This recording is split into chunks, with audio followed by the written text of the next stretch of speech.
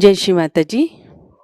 सुबह के ध्यान सत्र में उपस्थित विश्व के सभी साधकों का हृदयपूर्वक स्वागत है। कुंडलिनी चढ़ाकर बंधन लेते हैं।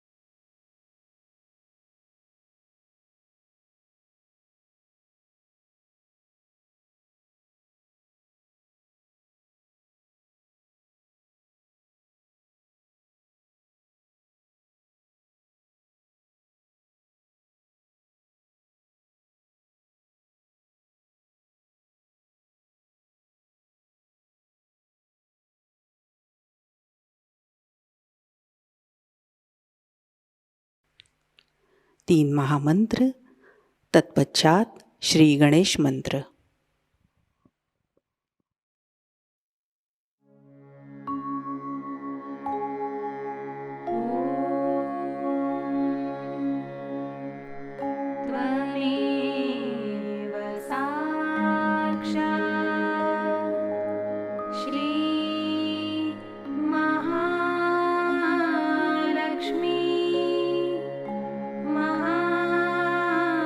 सरस्वती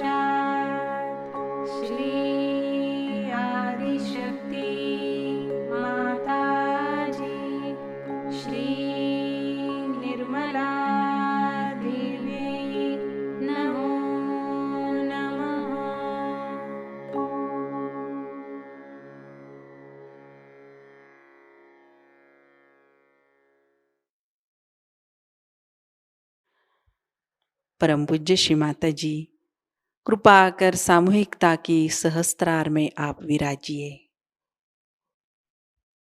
श्री माताजी, हमारा आत्म साक्षात्कार दृढ़ कीजिए।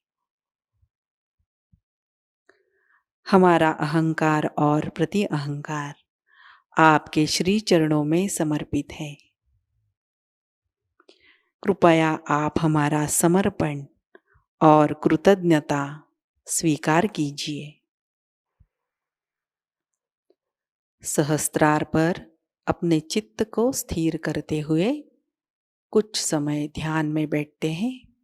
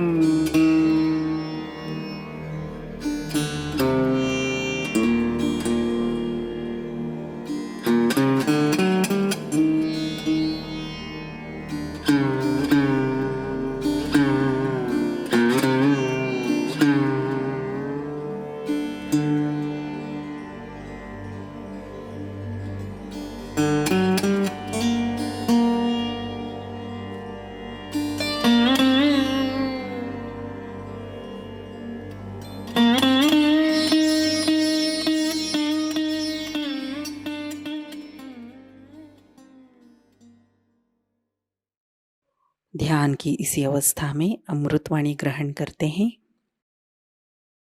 Today we are going to have Shri Krishna Puja.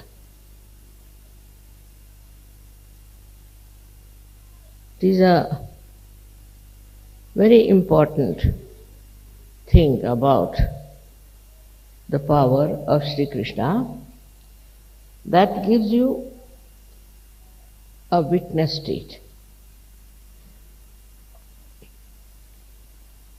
This is very important also because in these days of Kali Yuga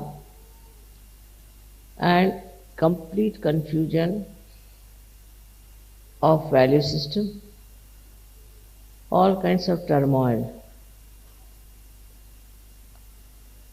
makes a very complex conditions to exist.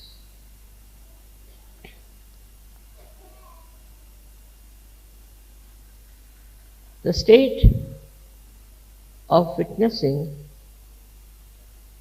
is only possible through meditation, you reach the state of thoughtless awareness. It's combined together. Now the witness state is such a state where you just do not react.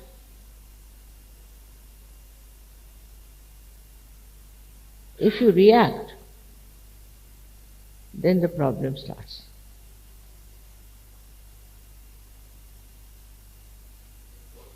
It's a very simple thing to understand that we react through our ego or through our conditioning. Otherwise, there is no way to react. Anything. Now, for example, there is a beautiful carpet here. As soon as I look at it, if I use my ego, I'll start thinking now from where did they get it?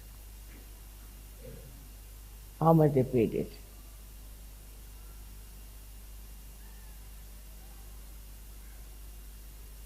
This is the first reaction. Then you can even go further with it. Anger can come in. Why did they bring such a nice carpet? What was the need to put it here? Goes on like that, one after another.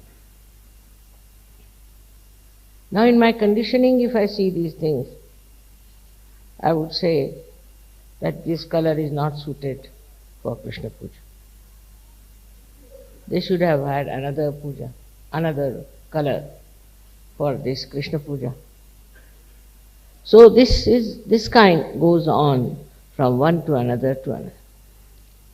But that means this conditioning is built up within us. All our problems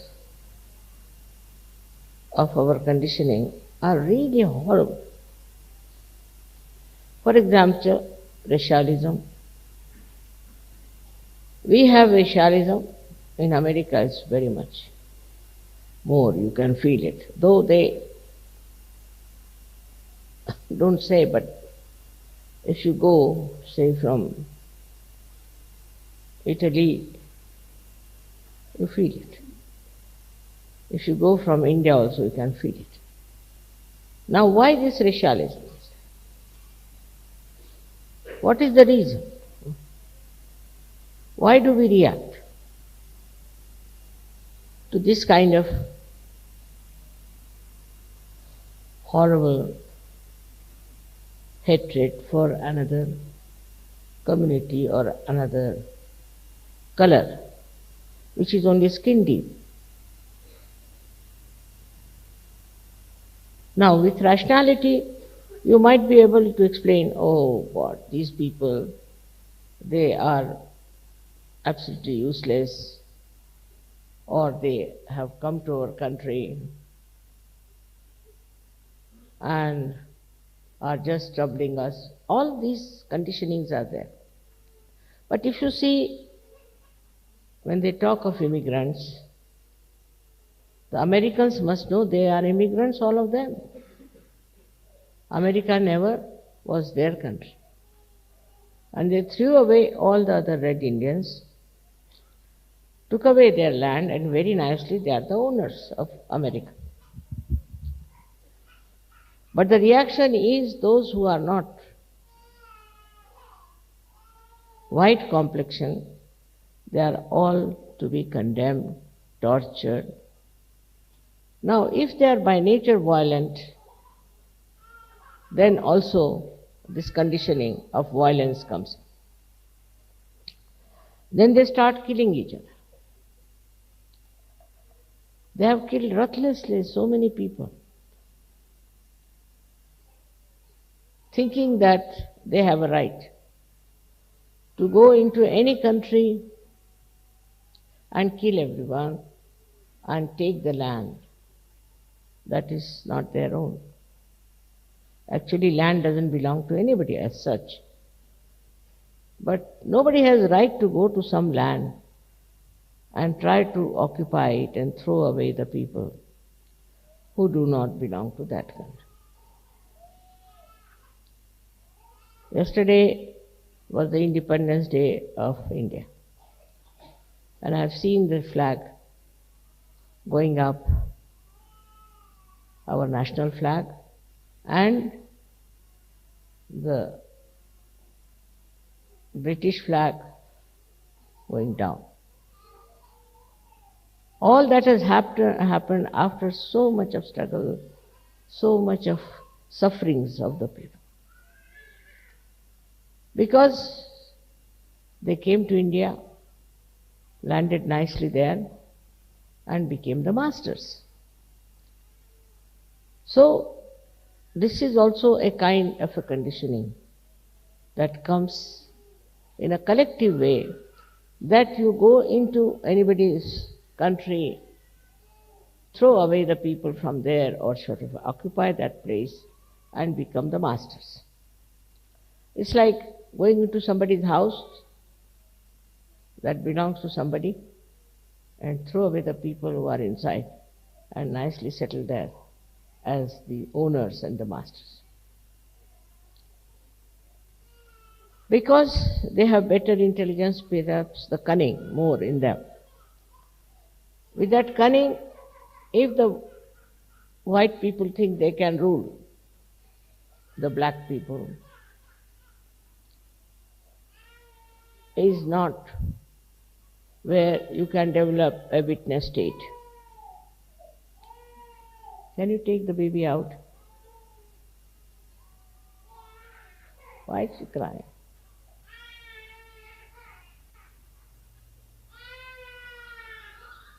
इतना छोटा बच्चा क्यों रो रहा? Must be thirsty.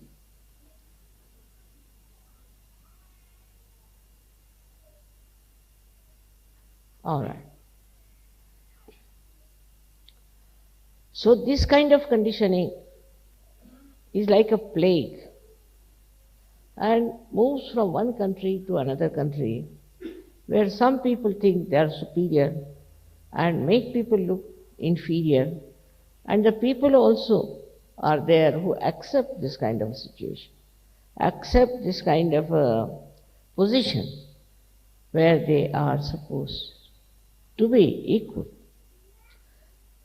I would say take the example of America, because this has been celebrated by Americans, and because Krishna is the ruler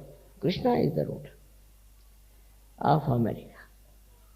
He himself was a dark person. Himself was on the black side. And in the same country where he rules, the another great thing is that they don't realize that if all the black or the Asians get out of that country now, I don't know what will happen to them. All their sports are managed by the blacks. If you want to see any American sport, 99% are black people. Then if you want to also see the music, because these black people, though they have black color, which is all right, as you have white, they have black color. But they have a voice which the white people don't have.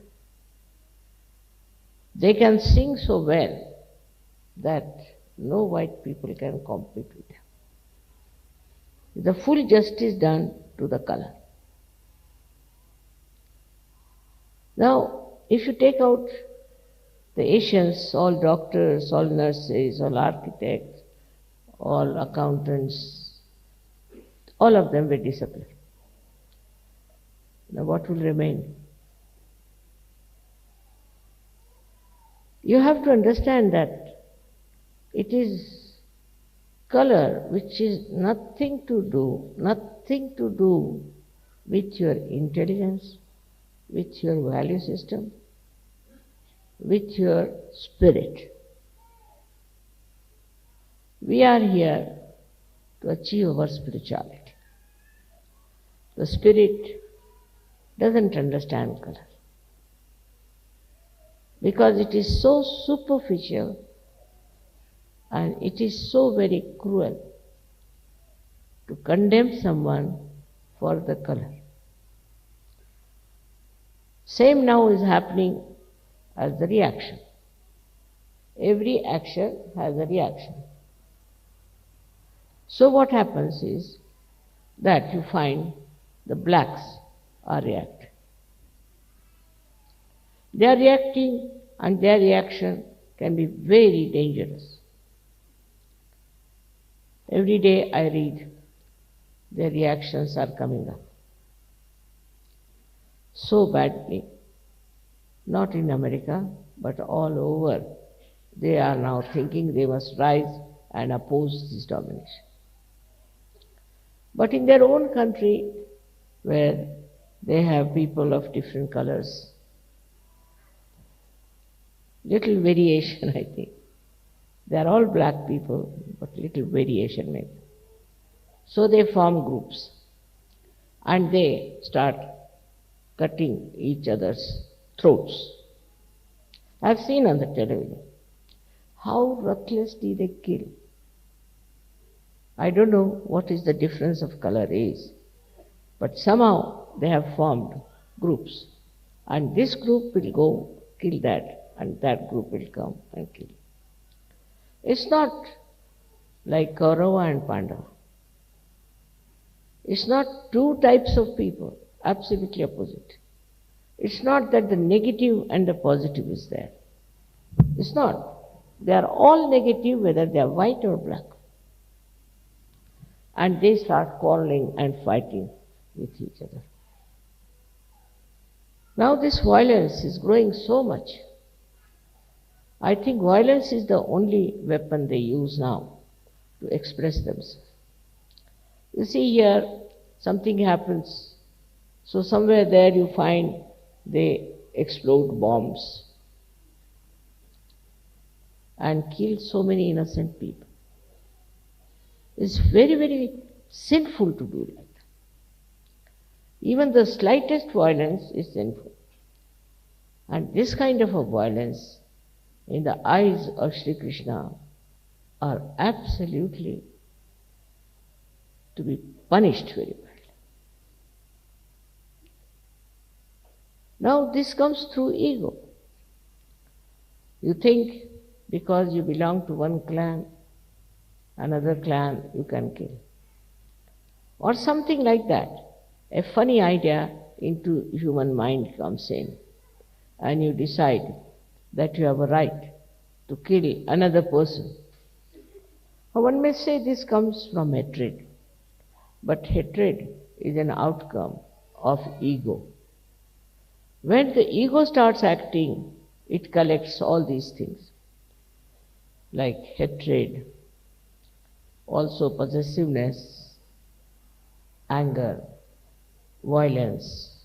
All these starts coming out of the ego, which actually blinds the person. You become blind to the fact that there is no need to have violence, no need to hate someone, no need to kill anyone because of this ego that is there. Now one may say, Mother, how does this ego build up in a people? Of course, mostly it is due to the actions. Also it is due to the conditioning. If the child is told from the childhood that you should hate these people, they are to be hated, they are wrong people, they are bad people, they just start doing that. When they grow up, they start showing that hatred is now like a cactus, growing very big and is killing others. There's no justification for this kind of a behavior by human beings. If they are human beings, they have to have human qualities. And that is what is possible only if we learn how to just witness and not to react. For example, you see two cocks are fighting. You enjoy that. Two cocks are fighting, people are enjoying. One cock dies, they are very happy. As if the one which died had killed his parents or did something like that. Very surprising. Now in Spain, even now, there are these bullfights going on. Every year, 6 bullfights, every year. And the hall contains more than 10 times more than we have here. And is always full. And now the women have taken to fight the bulls.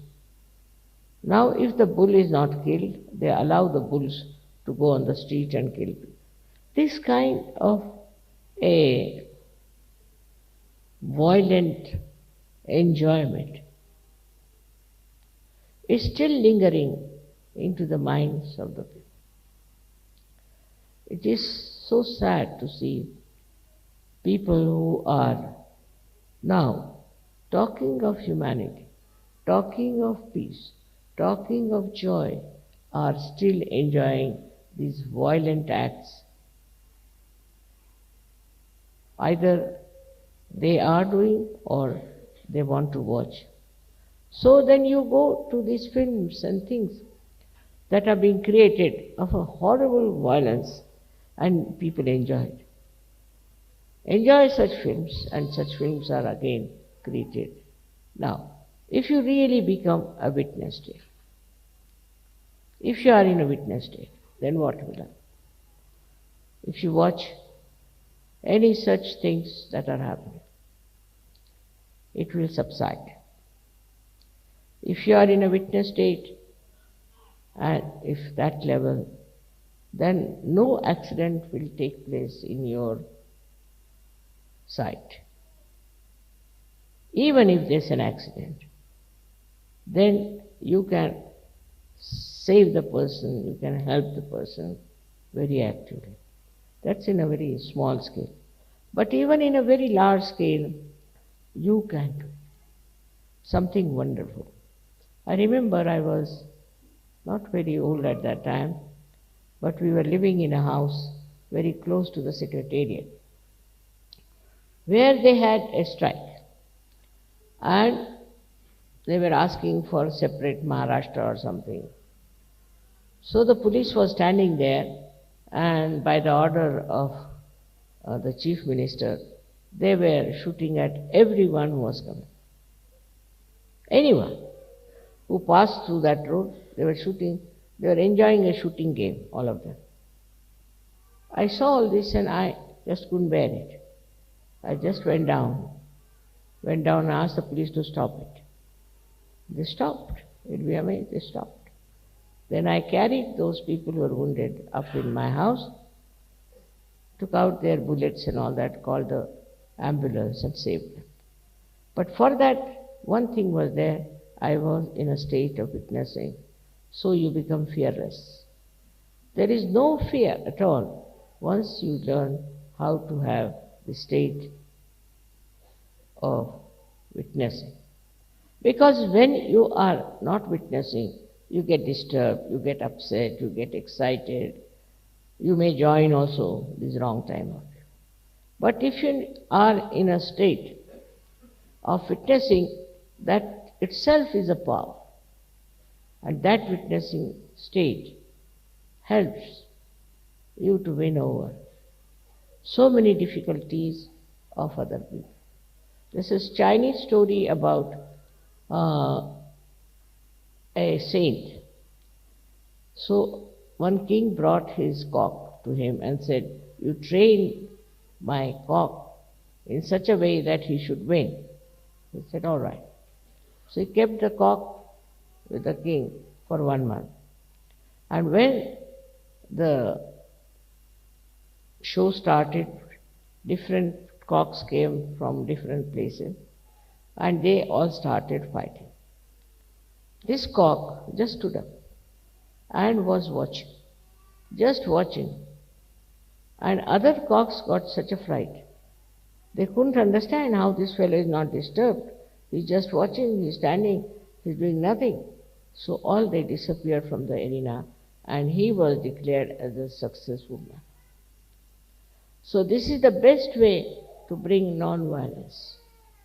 In violent places, you go and stand steadily there, facing all the things that are happening, and that witness state acts and stops that kind of a violence that is going on.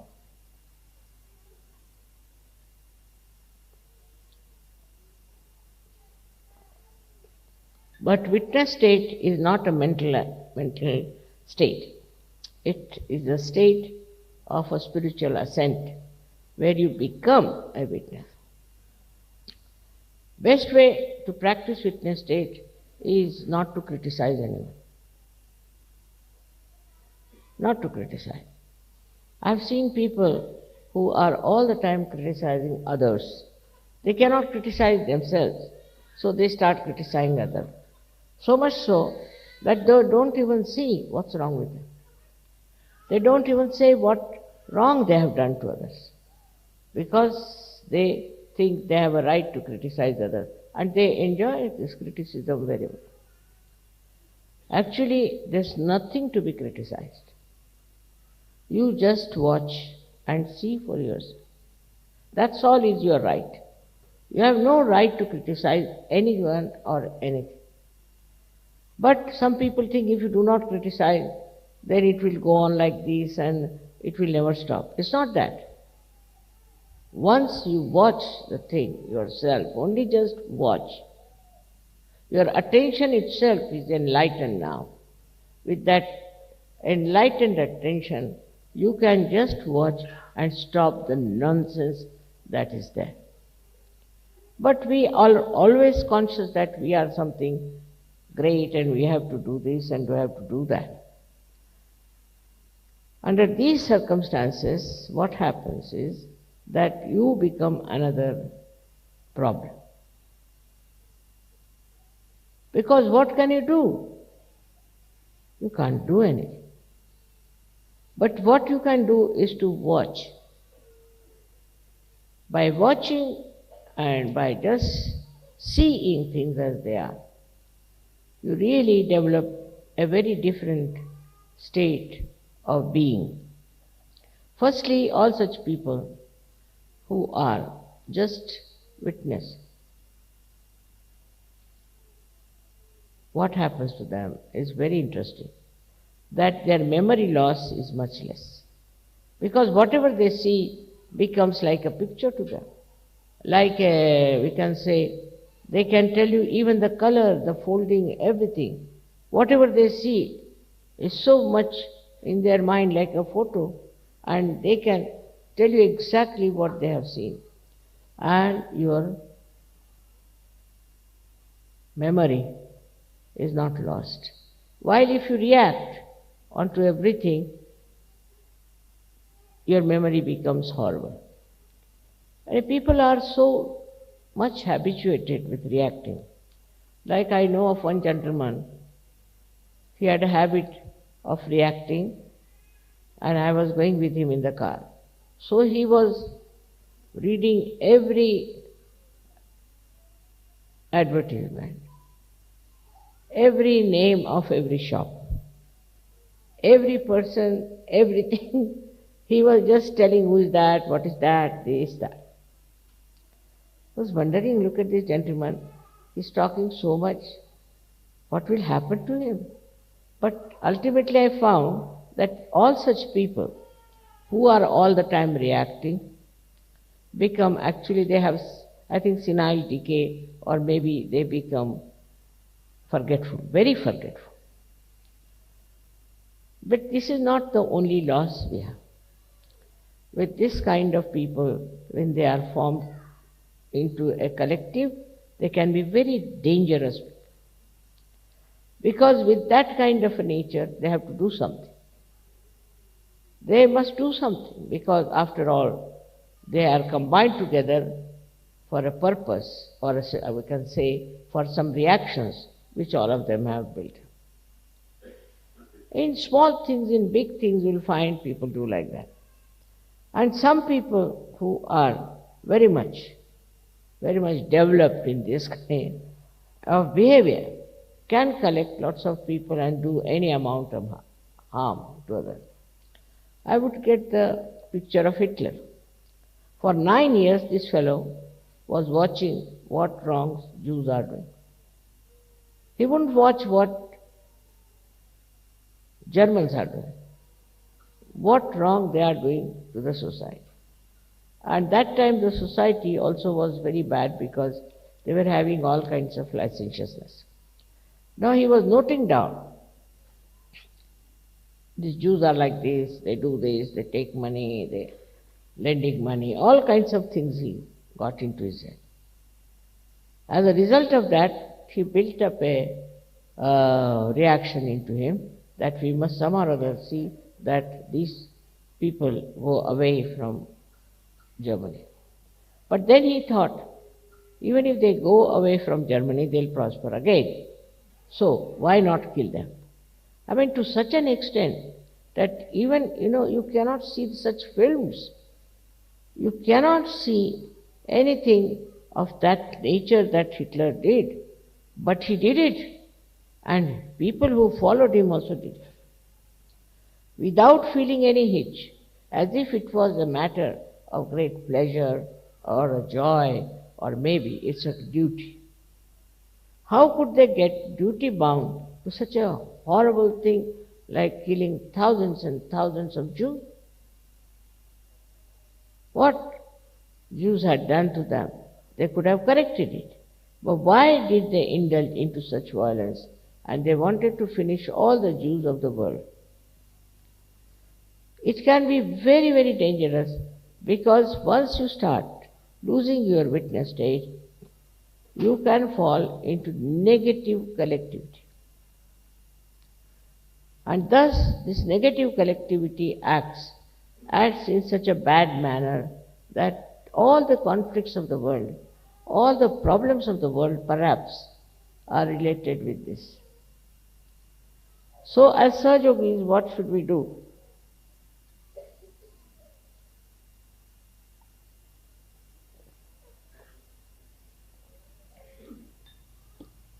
We should not react. We should not react. If you see something wrong, all right, you meditate on that. You meditate. If you find anything wrong happening, all right, meditate on that. If somebody is unkind to you, at that moment do not react. Afterwards, when that person is quietened, you tell him or tell her. Because at that time when he's so volatile or she's volatile, if you tell, nothing will happen. Gradually, I don't say always you can win over such people, but gradually you may be able to make them understand that it's wrong. It's wrong to do things which they have been doing. In a way, you see, the reaction to anything which is stupid also can be very self-destroying. Like some people have built-in reactions, like you have seen this Mr. Clinton behaving. I mean, you can't understand a man of his stature, of his level should have such reactions. But must be from his childhood, or I don't know how he built it up. Now he is in trouble. Very shameful. This also is, I think, perhaps comes from a very great indulgence into reactions. Why should you react? To a woman, I can't understand. Or to a man. And this is one of the biggest problems of today's culture, especially in all the developed countries. That all the time men are looking at women, women are looking at men. For what? Perhaps they look at women because they want to see how many women are looking at them. Or they look at men perhaps, maybe that how many men are looking at them. Why? Why is this happening? Because they have some inferiority complex in them, or that they want to attract the attention of everyone. I mean, horrible things are done these days to attract the attention of others, to get the sympathy of others. I mean, if you see the level of your awareness, where it goes, you'll be amazed. Like they say, one lady killed her 8 children just to get sympathy from others. Think of such horrible things people are doing. Now, if you want others to have reaction, you do this. That you want others to see you or to react to, I don't know, to give you importance, you can say. But what's the use of such an empty importance? But people are seeking. And is a very common disease of modern life. All the time, how you should look, how you should appear, how you should walk, everything is so stupid and wastage of energy. God has created human beings very, very different. None of them are copies, no. Even in the nature you find the leaves of trees. They are so unique, you cannot match them with another tree. So that's how human beings are created, differently. They are made like that. One has to accept whatever you are is all right. Why do you want to look like another person? This kind of reaction is extremely stupid, I think, that we are spoiling our energy and life for something absolutely worthless. Now, you being Sahajogis, your worth is great. You have come here to emancipate human beings from these silly ideas and foolish ways, the way people are behaving. I don't know whom to blame, but suddenly our attention has become very diversified. Our reactions have become very, very funny. One doesn't know why people react like that, and then why do we worry about what people react? All these things are not only on individual level, but also on a collective level. As a result, you see, new kinds of value system has been created. Now for a mother, say for example, she'll boast of how many men are running after her. Or she would think she's a great actress. I don't know what they think of themselves. And the way they talk about themselves is something surprising. If she is a mother, she has to be a good mother. And she has to look like a mother. But they are so much engrossed, or they are so much standing on the basis that they have to be extremely attractive, they have to be the queens, or I don't know what a position they want to have. Same with the men. You see, if you have something within you, if there is any quality within you, is there anything that can qualify you as a great man, it will be showing. You don't have to advertise, you don't have to pamper it, nothing. It will be showing. So that indifference, if you have towards the public opinion, I think you can achieve a lot. Most of the frustrations will disappear. In Sahajayoga also I have seen people want to show off a lot. I know who does that. But they should know. Once you do not react to outside, you will start reacting to inside and introspection will start properly. When you see yourself, you'll be amazed how admiring you are, how happy you are. Now, if you go beyond that a little more, then you don't think about these things. You just become thoughtless and you just stand up as a person who is respected, whose company is wanted, who is loved and who is cared for. So one should not worry as to what people react, what they say about you, what they think about. You should just introspect and see for yourself. After some time, you don't need even introspection.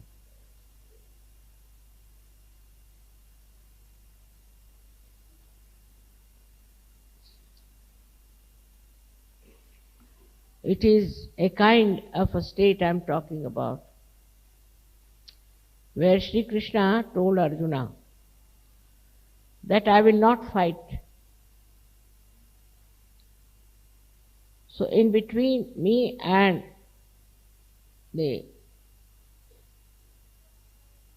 army, my army you have to select.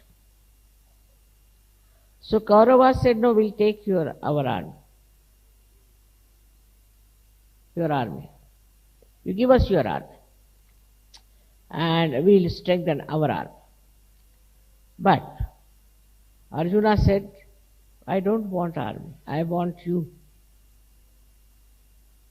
You don't want to fight, it's all right. Because though he will be there in a witness state only, he won't be fighting, but his power will act. He doesn't have to fight. He doesn't have to do anything but his own power, which is outwardly is silent, but will act, and that is how we will win the war. So this power of witnessing, you all should develop. Try to develop it. That when you are reacting, stop reaction. Stop reaction about everything. You will be amazed.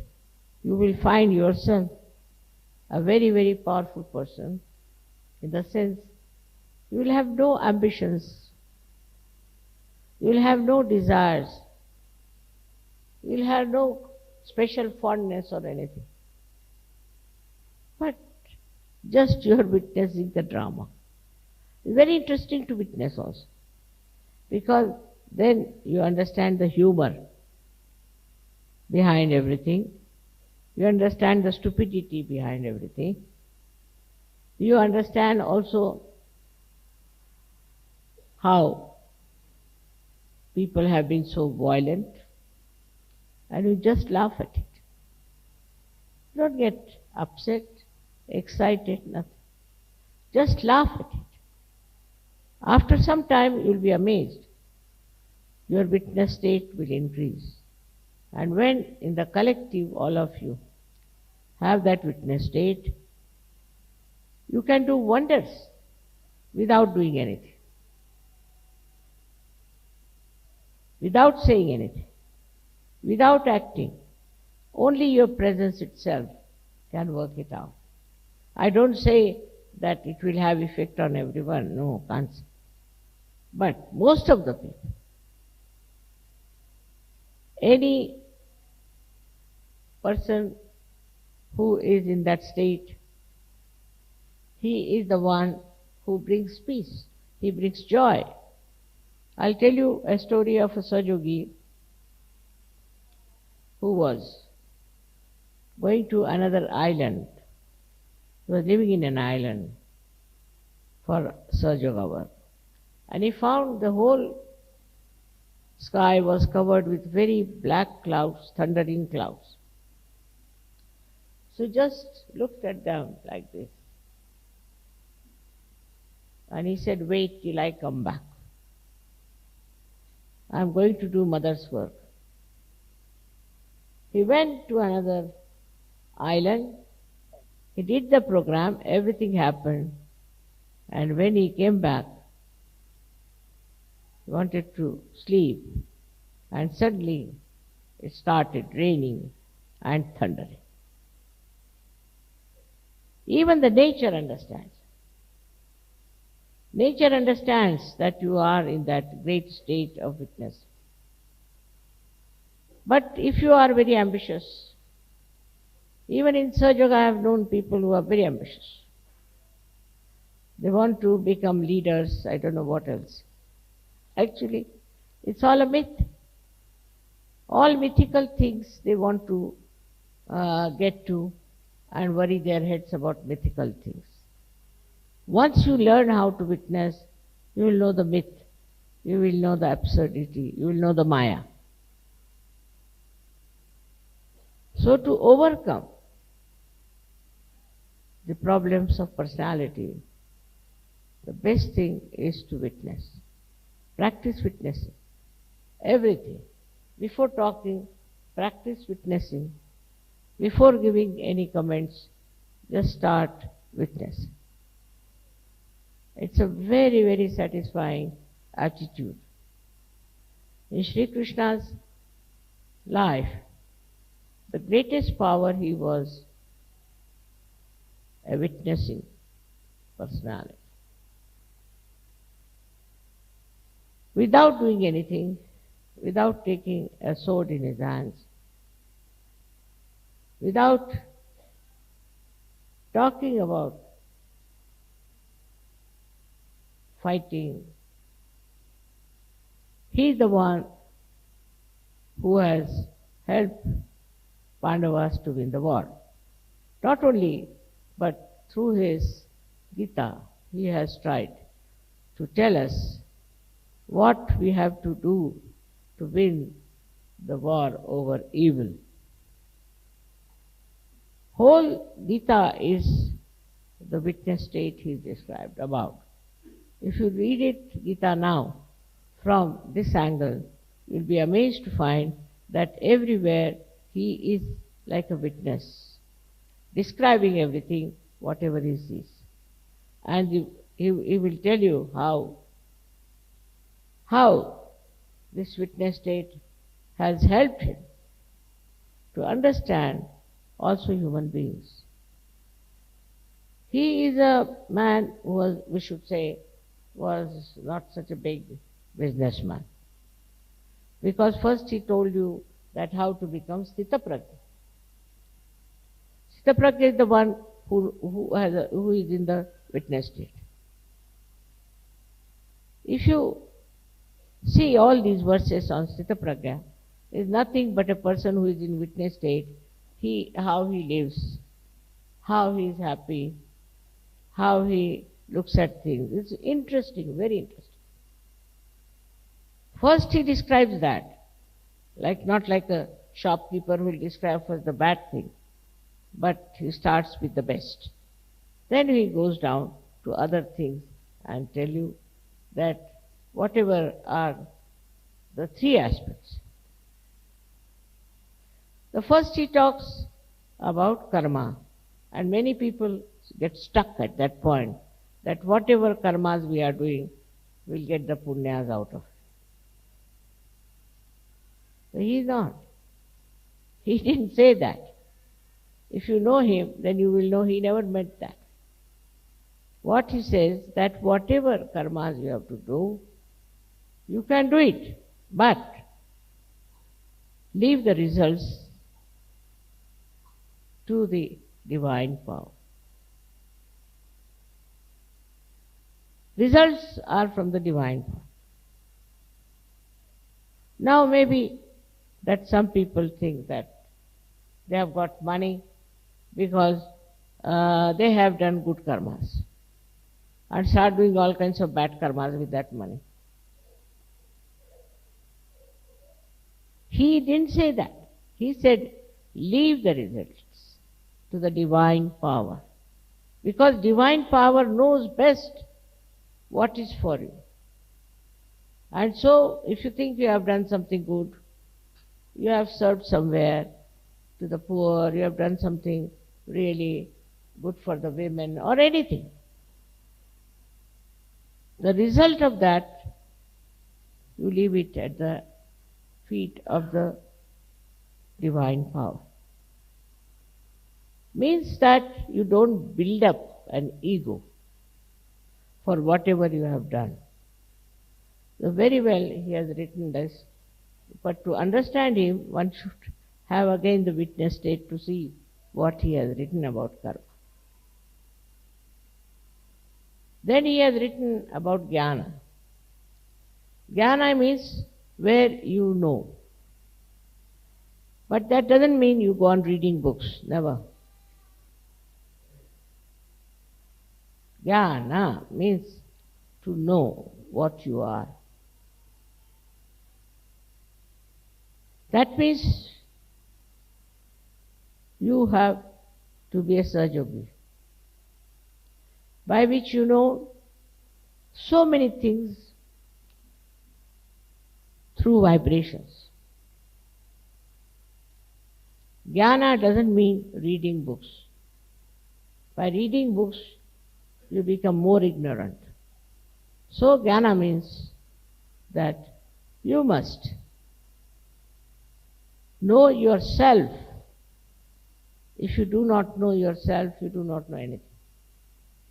So it comes to that you must get your self-realization. You must know yourself. It's the second thing he has said. Lastly, he talks about bhakti. Bhakti is devotion. That too is another trick of Shri Krishna, the way he described bhakti. Now you find people on the street, Hare Rama, Hare Krishna, singing. In one word he is concluded. He says you must do ananya bhakti. Ananya means when there is not the other. That means when you are submerged yourself into the divine. You are one with the divine. Then you should do bhakti. Otherwise, I do not accept. Says that if you give me some leaves or some fruits or some flowers, I will accept. I will accept. But for him, the real bhakti is only possible when you become one with the divine. Otherwise, it's just a show. So, the third bhakti part also comes after self-realization. Now, in the bhakti, you see, there is no what the value is and how much you paid for it and how you bought it is not important. कुछ समय ध्यान में बैठते हैं।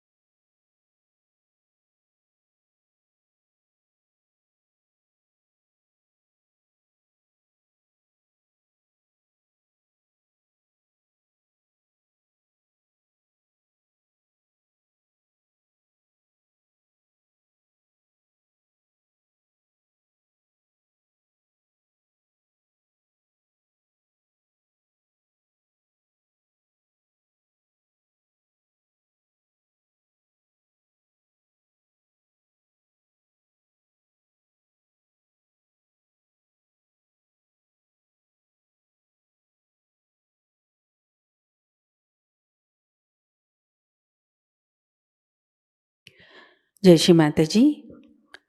परम पूज्य श्री माता जी की श्री चरणों में हम प्रार्थना अर्पित करते हैं।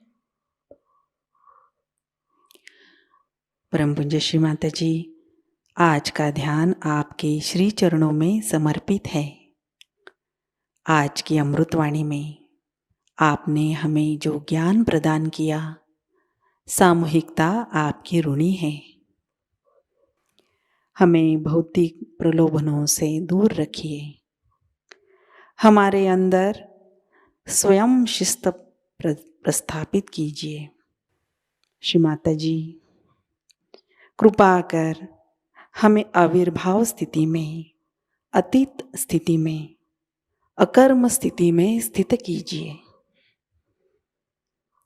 श्री माता जी, हमारे अंदर संपूर्ण विवेक और समर्पण भाव प्रस्थापित कीजिए। परम पूज्य श्री माता जी, आज के ध्यान में अगर हमसे कोई गलती हुई हो, कृपा कर हमें क्षमा कर दीजिए। हमारी प्रार्थनाओं का स्वीकार कीजिए और हमें आशीर्वादित कीजिए। आपके श्री चरणों पर कोटि कोटि प्रणाम, अनंत कोटि प्रणाम। जय श्री माता जी। कुंडलिनी चढ़ाकर बंधन लेते हैं।